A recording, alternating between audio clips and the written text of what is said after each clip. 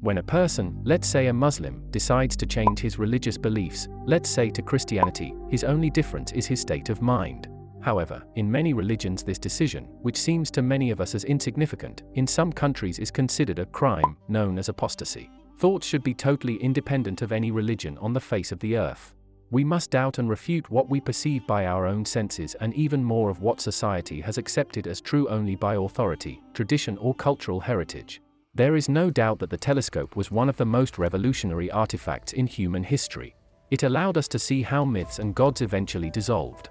By that same token, Christianity, like Islam, are modern religions. Humans have created more than 100,000 religions in the course of our brief existence.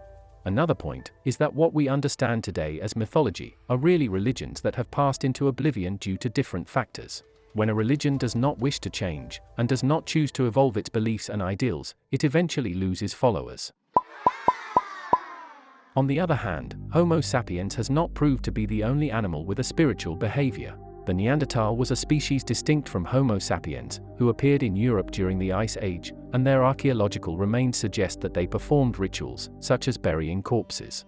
The Chauvet cave in France contains some of the oldest murals in which this primitive man drew sketches of animals that were presumably not often hunted. For this reason, archaeologists speculate that these men admired these paintings in order to obtain inner strength and power 32,000 years ago.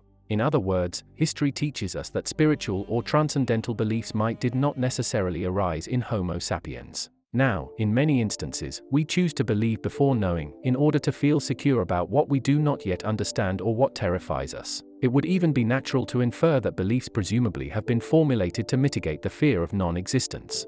In other words, in many cases, for our intuition, recognizing that we will cease to exist is an idea that causes us anguish. In this last aspect we observe that death does not seem to us as a natural and inevitable event, but as an evil and enigmatic event. However, we have forgotten, almost completely, to take a moment and reflect on how horrible life would become as immortal entities. So, we must ask ourselves, should we believe, or, instead, to understand?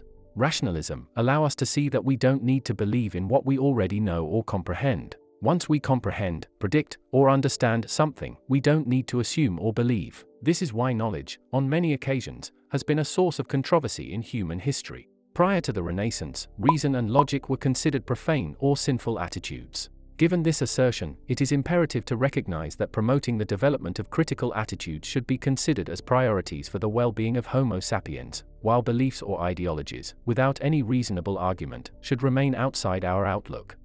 Even if certain ideas seem naturally correct to our intuition, we must not forget to refute such ideas, whether be political, social, educational, existential, among others. Rather, we must take an idea and study it, see how far it can lead us and know its weaknesses and strengths.